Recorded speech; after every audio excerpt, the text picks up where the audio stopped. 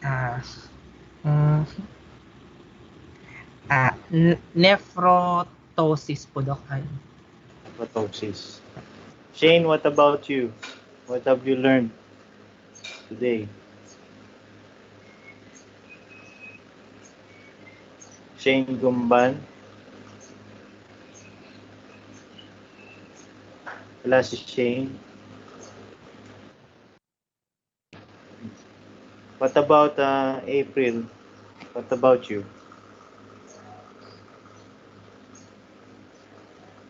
April Joy?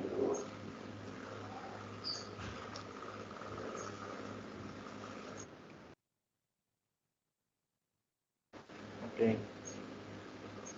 What about Denzel? Afternoon po, Doc. Dinig po ako. Okay. Ang naalala ko po is, ayun po, meron pong sa left and right kidney, meron diniscuss po yung anterior-posterior relations nila.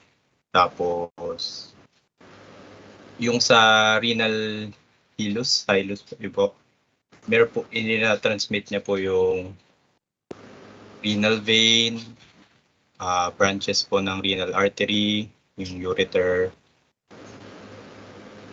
ayun po. Ayun po, lymph vessels din po. Ayun po. Tapos, sa kidney po, ayun nga po, meron po siyang cortex and medulla. So, meron din po doon yung renal pyramids. Yun po yung nasa may medulla. Tapos, renal column subverting din po. Extension po yun ng cortex naman po. Tapos, meron din pong medullary rays.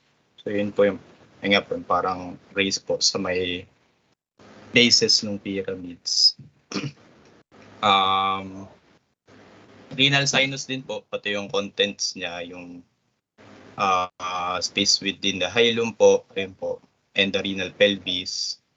Tapos yung blood supply din po ng kidney. So yung renal artery po ay mas mahaba sa right.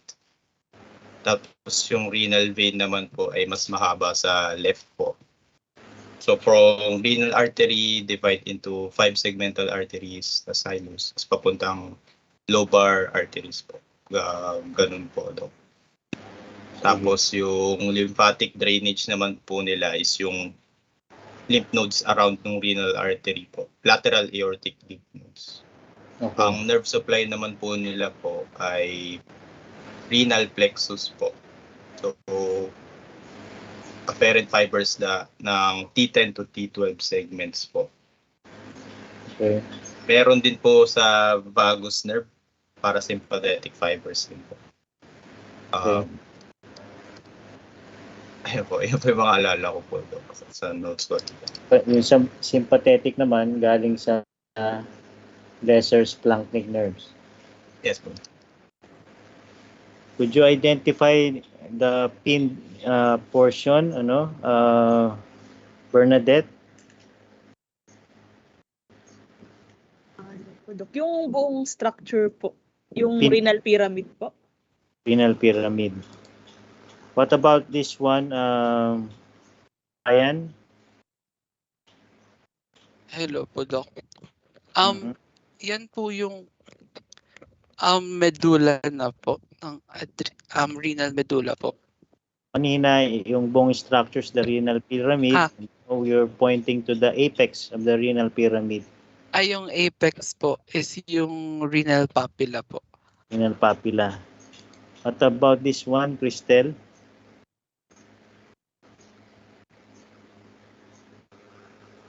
Hello po, Doc. Yes. Yan po ba yung minor calyx po? Minor calyx. Rishan, what about this one? Yan po, Doc, yung renal pelvis na po ba yan? Renal pelvis. Major calyx po. Okay, so from minor calyx, collected siya into major calyx, and then Gabriel, ayan yung sinasabi ni Prishan na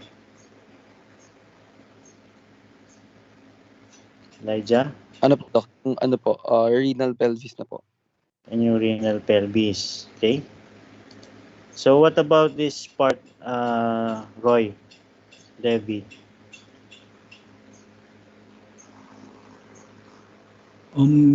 Renal cortex po, Doc. The renal cortex. Okay. So kita natin yung kaibahan ng structure ng renal cortex sa renal medulla. Okay, dito sa illustration or dito sa picture na to ng kidney. So identify the spin structure, Cherry. Dali lang yan. Renal artery po, Doc. Tingnan nga natin kung renal artery. Yung renal artery nag-branch na. So meaning to say, that's already the Cherry. After the renal artery, Hello po. Ano po, magiging ano na po siya, segmental arteries po. okay, Tapos segment. maging lobar artery po. So kita nyo yung sinabi ni Cherry, naging lobar artery. Therefore, ito, Shelly, from lobar artery, pupunta sa sides ng renal pyramid. Ano na yung Ito na po ba yung arcuate artery po? dito ba yan? Arcuate pa sa pyramid. So, Sorry po, Doc. Medyo mahina. so, So, after po na interlobar, so arcuate na po siya. hindi, ito yung pindang pinag-usapan natin eh. Okay po. Interlobar. Okay, yung arcuate artery, yan. Yes po. Okay, yan yung arcuate. Kaya nga siya arcuate, umaarko na siya. Okay? And then what about this one? Identify this blood vessel, Christine. Renal vein po, Doc. Vein. Okay, and could you enumerate the ureteric constrictions and what is the significance of knowing these constrictions, Jessa?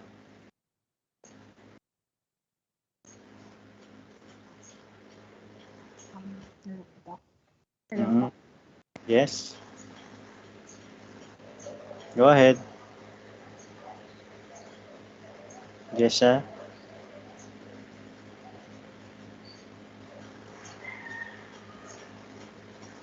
Jessa, we can't hear you.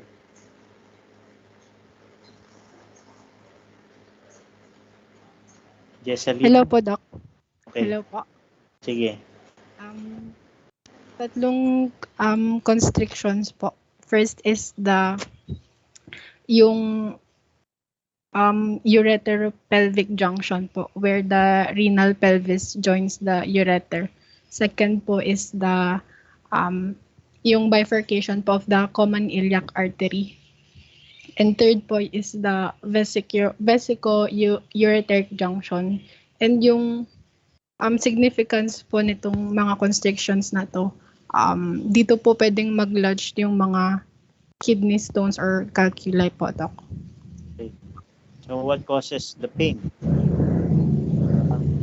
Is ureteric colic, Royce.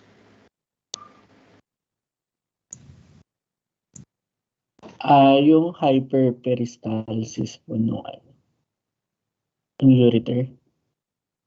Is that really the hyperperistalsis or the distension of the segment? Extension po ng segment. Pagka merong obstruction kasi, di ba yung obstruction parang sa tubo. Yung proximal aspect ng ureter, proximal to that obstruction, would be distended because of the urine accumulation, syempre, di ba?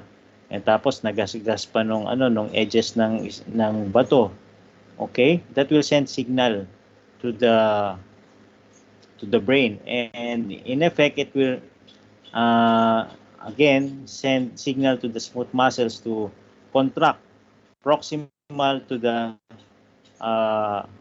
distended area. What happens is that there will be further increase in intraluminal pressure that will cause further distension of the area we are talking about, and again the afferent nerves will send signal, and that's how we perceive pain during ureteric colic. Okay?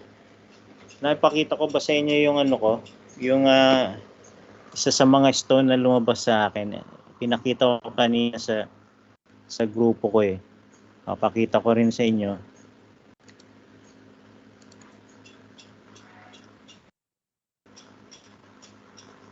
Ito, ganyan siya kalaki. Siguro yung length niyan 1 centimeter. So imagine, no, rough pa yung edges.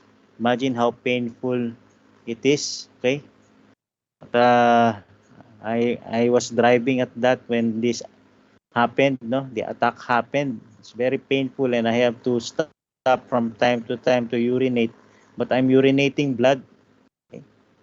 So, good thing I was able to expel this conservatively. That's what we call medical expulsive therapy or expulsion therapy. Okay. I just want you to appreciate an example of a stone. So you need usually if this is an oxalate, calcium oxalate stone or a uric acid stone, okay, it is caused by an acidic urine. Okay, that's why you need to alkalinize it. When you take mega doses of vitamin C, make sure that you hydrate because once you don't hydrate, halimbawa, about 1 gram ng vitamin C and konti kang uminom ng tubig, the urine becomes acidic and chances are you'll be having oxalate stone formation. Okay? Kaya napakahalaga niyan na talagang you keep hydrated. And then when you have infection, okay, strobite stone can also appear within the urinary system. Okay. So could you identify this structure, Neil? The pointed structure or the pinned structure?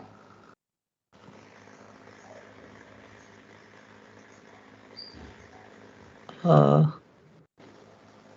hirap naman. Kaya mo yan, Neil, ikaw pa. Sige. Wait lang po. Landmark, pag ganyan, tignan mo yung landmark. At anong muscle to? This is the psoas. And this is the posterior abdominal wall. There are nerves arising or emerging from the lateral aspect of the psoas.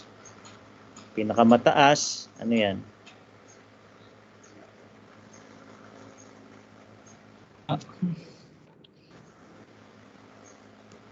Iliohypogastric po ba? Iliohypogastric. Okay? Iliohypogastric. So branch yan ng lumbar plexus nyo. What about this one, Maritoni? Ano po, Doc? Ilioinguinal po, Doc. Ilioinguinal. So apat yung mga nerves na yan. Okay? And this one, Alejandro?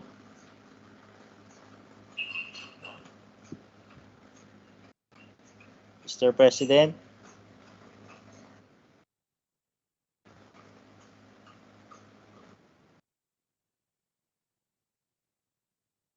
Femoral ba yan? Isa pa. Another try. Okay. Lateral femoral cutaneous nerve of the thigh. And then, itong nerves na to, tinuturo, ayan Ramon yung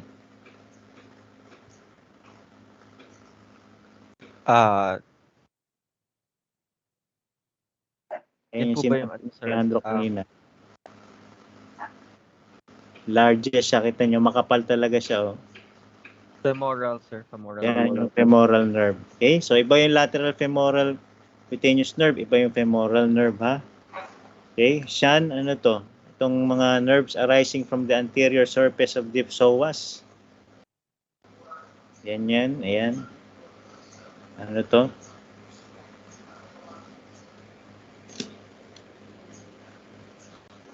Sean, diyan ka ba? Yes po, Doc. Genitofemoral po, Doc. Okay, genitofemoral, very important in the cremasteric reflex. Na-try mo na ba Sean kanina yung cremasteric reflex? Hindi po, Doc. Kala ko, trinay mo eh. Sige. Okay. FM.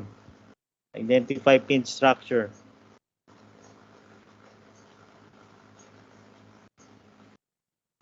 FM, nandiyan ka?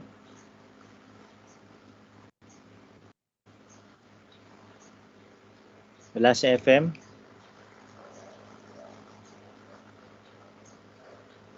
Hello, Doc. Ito po ba yung inferior vena cava, IVC? Pure vena cava. What about this one, Maria Joy? No relay? Hello po, Doc.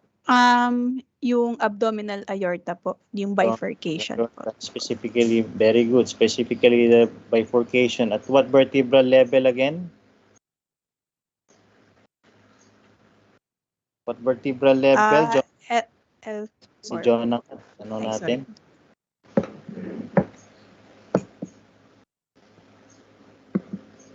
What vertebral level, Jonah? Wala si Jonah? Hello? Hello po, Doc. Wala po atang. Oh, sige. Oh, Antoinette?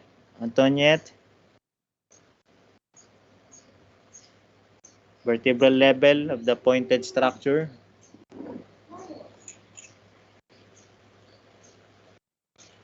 Wala rin. Kirsten? L4 po, Doc. L4. Okay, L4.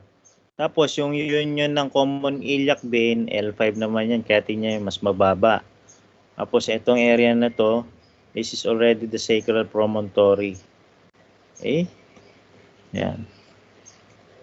So itong area na to, area na ng rectum ito. What about this muscle? Could you identify this muscle? April Joy? Diyan na si April Joy. Doc, psoas muscle po. Yung nerves, gawin yung landmark yan. So yung lateral niyan, itong muscle na to, Dennis. Ano na yan? Doc, iliacus po. Iliacus. Okay, tignan nyo yung iliac crest ha. Itong area na to, iliac crest yan. Okay? Yung psoas, nag-extend from the vertebrae papunta ng lesser trochanter. Kasi iliacus din. Join yung insertion nila. Itong area na to naman, okay, itong area na to, this is the area of the quadratus lumborum. And what about this organ or structure? Would you identify this, Paula? Hello, Doc. Mm-hmm. Hello. Sige, Ureter po. Ureter. Okay?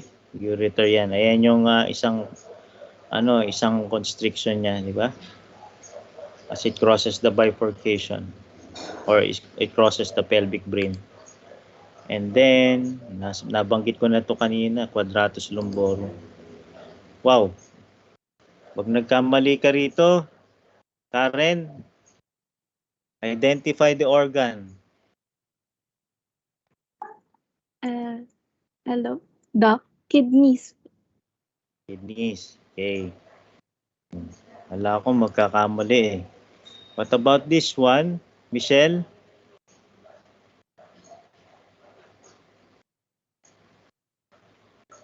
Ano po? Wait lang. Tignan niyo yung relationship from one another. Ano po, Doc? Renal vein po. Okay. Tignan mo nga ulit. Kung renal vein yan, dapat may connection sa kidney. Pero hindi eh. Ano po? Celiac trunk. Isa pa. Tignan yung mabuti ang pagkakaiba ng artery sa vein. Oh, tignan nyo. Mataba yung artery. Yung vein, medyo impis siya. Saka bluish, di ba? So ano Yes. to? Ano siya? IVC po. Yan, inferior vena cava. Titingnan nyo yung relationship ng isa't isa. Okay? Tingnan, princess. Ano to, princess? Banggit ko na actually, nakapagbigay na ako ng idea kanina. Yung nakapin po, Doc. Oo. Ayan po yung abdominal aorta po. Abdominal aorta. Enrique, what about this one? One of the visceral branches, unpaired visceral branches of the abdominal aorta. Yan po ba yung Doc? Superior celiac? Wrong. Isa pa. Mas mataas.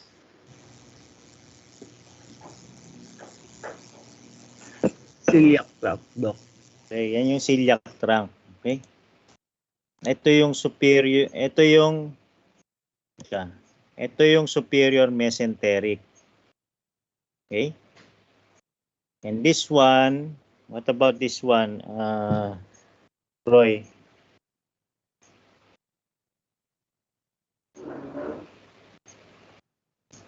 Roy po ba, Doc, or Royce po?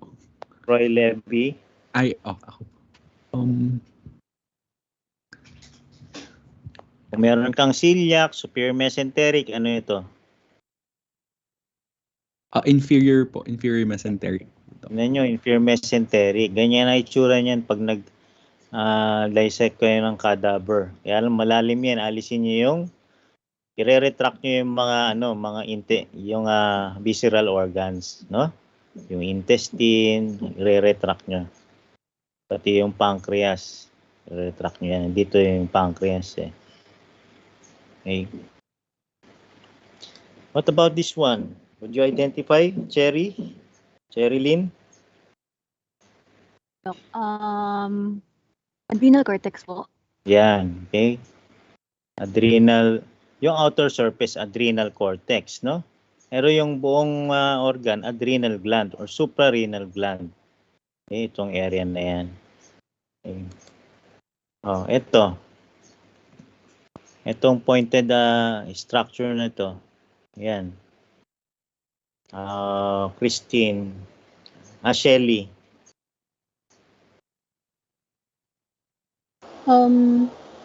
Renal vein po. So, yan, renal vein. Oh, sige, continue. Left po. Left vein. Left. Tingnan nyo, yung sinabi kanina, talagang longer. Tapos ito yung segment ng ng gonadal vein. So, ano ba to? Lalaki o babae? Meron siyang spermatic cord. So, testicular vein. Okay? Testicular vein, magde-drain papunta ng left. Okay?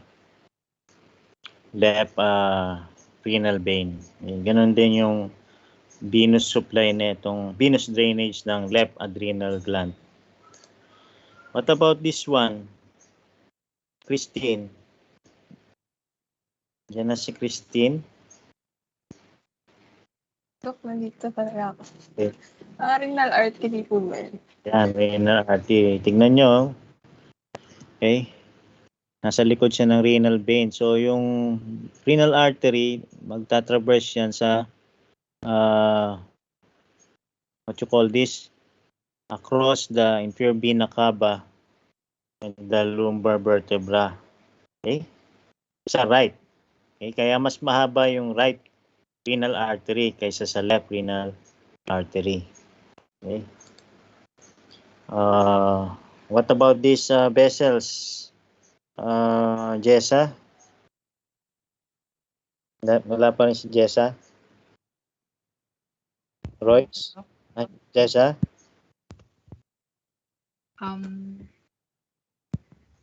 Yan na po ba, Doc, yung common iliac po, arteries? Common iliac. So, at the level of the sacroiliac joint naman, itong common iliac arteries, magba-bifurcate naman yan into external and internal iliac arteries. What is the blood supply of the pointed structure? Royce.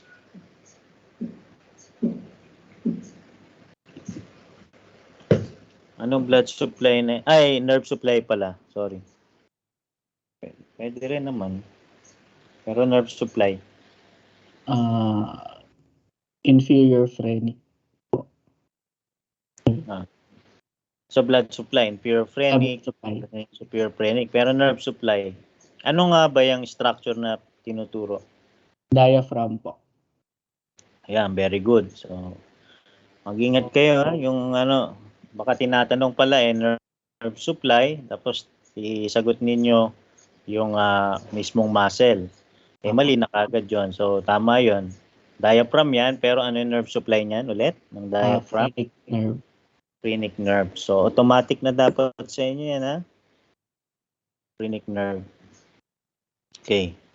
Ito, nabanggit ko sa inyo kanina. S1 na to, sacral promontory.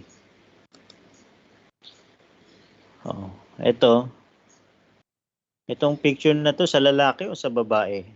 Palagay ninyo. Female. Female. Paano mo nasabing female? Yung sa labia. Sa labia. Okay. Pero mas prominent yung ito, 'di ba? Uterus 'yan. Yan, uterus 'yan. Ito yung vagina niya. Ito yung pouch of Douglas. Okay? Recto uterine pouch. Ngayon, pag halimbawa merong ruptured na ectopic pregnancy. Siyempre, blood will tend to accumulate in this area. What happens is that we do choldosynthesis, no? We insert a syringe and a needle over the posterior fornix to access this area, and we aspirate. So, unclotted blood, okay, being aspirated at this area is positive for a ruptured ectopic pregnancy. Anyway, going back to our major topic, no, this is the urinary bladder, and you see the relationship. Okay, this is the pubic symphysis. Okay, ito yung urethra niya, maiksi lang kasi baba ito. Okay, kita nyo sa ibabaw ng urinary bladder, andun yung body ng uterus. Okay, ito yung cervix niya. Sa likod, ito yung rectum. Okay, ito yung rectum. Then, anus. Anal canal. Pag-aaralan natin yan sa perineum, tsaka sa pelvic region. So, ito yung vagina. This is the urinary bladder. Of course, sa male, iba, no? Sa likod ng urinary bladder ng male, nandun yung seminal vesicle, vas deferens. Yung ducts nun would form the ejaculatory duct and will meet with the prostatic urethra. Okay? So sa ilalim ng urinary bladder, nandun yung prostate. Hindi lang ako attach ng picture ito ng sa lalaki, no? Nandun yung prostate. Tapos sa ibabaw naman sa lalaki, coils ng intestines yan instead of the body of the uterus. Okay? What else? So this is the urinary bladder. What do you call that surface of the lining of the urinary bladder that does not manifest with folds? Anybody? Trigon po, Doc. Trigon, okay? So kahit empty o full ang bladder, wala talagang folds doon because that mucosal layer is closely related to the muscular layer. Okay? Sa superior angle ng trigon, makikita mo dun yung opening ng ureter natin. Yung galing yun sa vesico-ureteric junction. Okay? I think that's it. Do you have any question?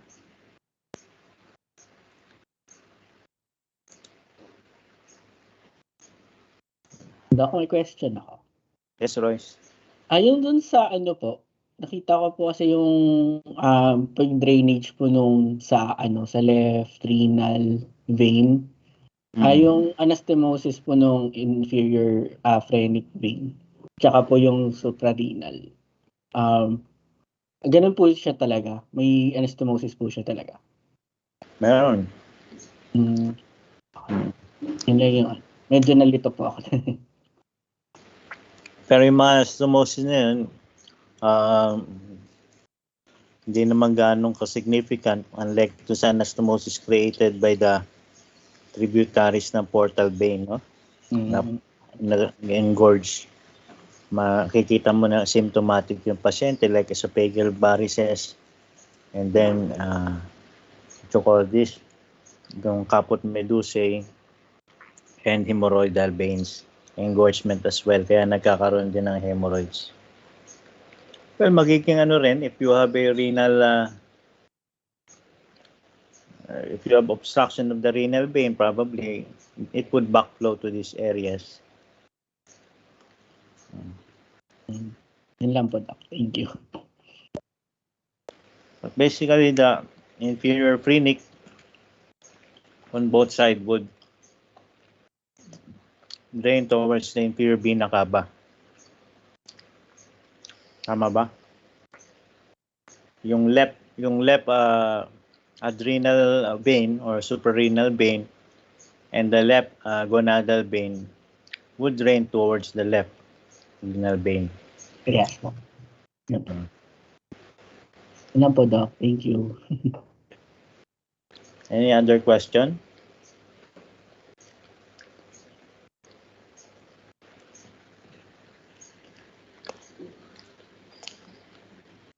Meron pa?